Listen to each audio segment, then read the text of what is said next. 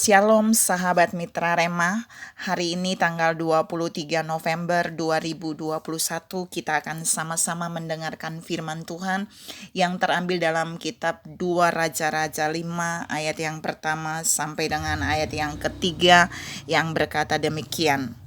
Naaman disembuhkan. Naaman, panglima Raja Aram, adalah seorang terpandang di hadapan tuannya dan sangat disayangi sebab oleh dia Tuhan telah memberikan kemenangan kepada orang Aram. Tetapi orang itu seorang pahlawan tentara sakit kusta. Orang Aram pernah keluar bergerombolan dan membawa tertawan seorang anak perempuan dari negeri Israel. Ia menjadi pelayan pada istri Naaman.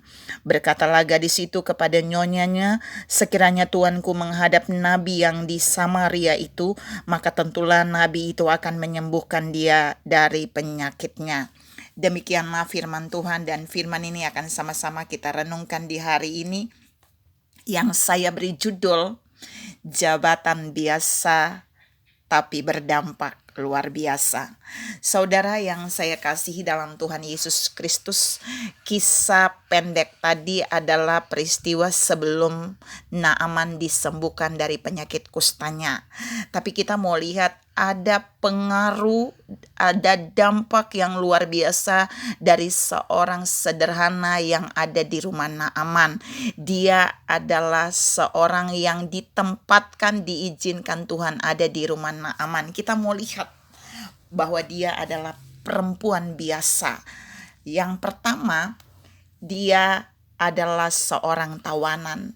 Jadi kalau seorang tawanan itu dalam hasil perang, dia dibawa oleh orang yang menang perang untuk kemudian dia tinggal di daerah dari orang yang membawa dia dan dia bisa bekerja menjadi budak di rumah orang itu. Nah, perempuan ini ibaratnya seorang pelayan, seorang budak, karena dia adalah orang yang dibawa dari hasil tawanan. Nah, dia adalah seorang yang tertawan. Tapi yang kedua, dia kebetulan ditempatkan di rumah Naaman. Di rumah Naaman, dan dia menjadi pelayan bagi nyonya Naaman, bagi ibu Naaman, bagi istri Naaman. Jadi dia asisten pribadi dari istri Naaman. Ya, kerjanya pasti membantu apa saja yang ada di dalam rumah itu dan yang berhubungan dengan istri Naaman. Pembantu rumah tangga, PRT, dia pelayan. Ya, kedudukannya memang demikian, saudara. Tapi yang ketiga, saudara harus tahu, gadis itu adalah seorang yang percaya kepada Tuhan. Mengapa saya katakan dia seorang yang percaya kepada Tuhan? Nanti kita lihat di poin 4 apa yang dilakukan gadis itu. Jadi dia adalah seorang perempuan Israel, sekalipun dia ditawan oleh orang Aram dan dia ada di rumah Naaman, tapi dia adalah seorang yang percaya sama Tuhan. Dia adalah orang yang menyembah Tuhan. Dia adalah orang yang beriman kepada Tuhan, pencipta langit dan bumi. Yang keempat, dan ini menjadi bagian kuncinya, yaitu gadis itu memiliki informasi yang dapat membuat Naaman mengalami kesembuhan. Gadis itu bilang di bagian ayat ketiga tadi bahwa sebaiknya, dia bilang kepada nyonyanya, sebaiknya tuannya itu Naaman pergi kepada nabi, maka nabi itu akan menyembuhkan dia dari penyakit. Kalau kita lihat dalam terjemahan, saudara tahu, dia mengarahkan Naaman untuk pergi ke nabi. Kenapa?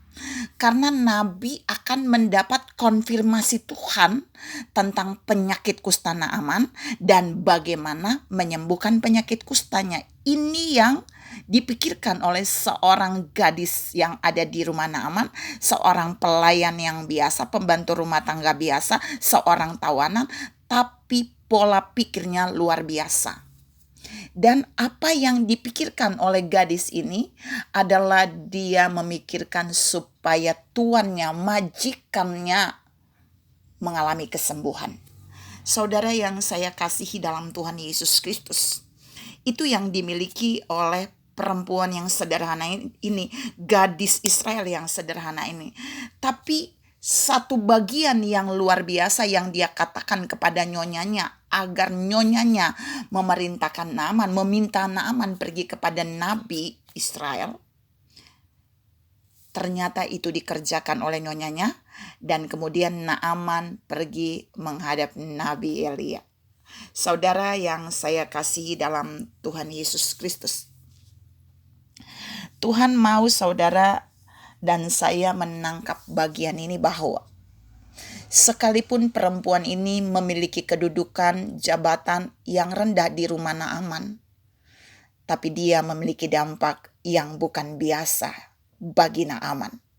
Bahkan dampak yang dia berikan bagi Naaman adalah membuat Naaman bertemu dengan nabi itu, walaupun nabinya nggak ketemu, tapi nabi itu menyarankan supaya Naaman berendam di sungai Yordan 7 kali, dan terbukti apa yang disampaikan oleh nabi itu Naaman melakukannya, dan Naaman menjadi sembuh, bahkan kulitnya menjadi seperti kulit bayi yang baru.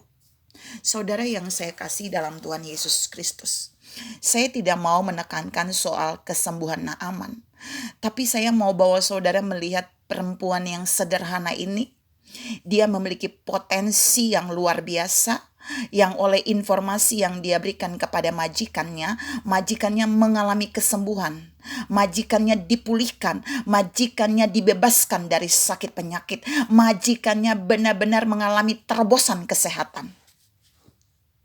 Tidak perlu gadis ini menjadi seorang pemimpin, tidak perlu gadis ini menjadi seorang pelayan altar, tidak perlu gadis ini menjadi seorang pendeta, tidak perlu gadis ini menjadi seorang asisten pendeta.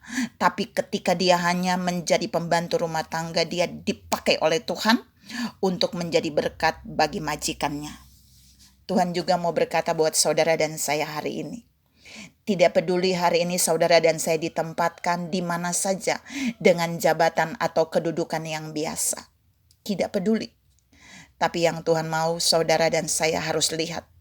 Jika kita adalah orang percaya, jika kita adalah orang yang percaya kepada Tuhan seperti gadis yang ada di dalam cerita ini, dan jika kita benar-benar memiliki kepedulian seperti gadis ini kepada orang lain, kepada majikan, kepada pemimpin, atau kepada orang-orang lain di sekitar kita di mana Allah menempatkan kita, maka mari kita memberikan informasi yang baik dan benar untuk mereka bertemu dengan Tuhan, untuk mereka bertemu dengan solusi di mana mereka mendapatkan itu dari Tuhan, untuk mereka menemukan solusi yang hanya datang dari Tuhan atas setiap penyakit, atas setiap persoalan mereka, atas setiap masalah mereka, atas setiap pergumulan mereka.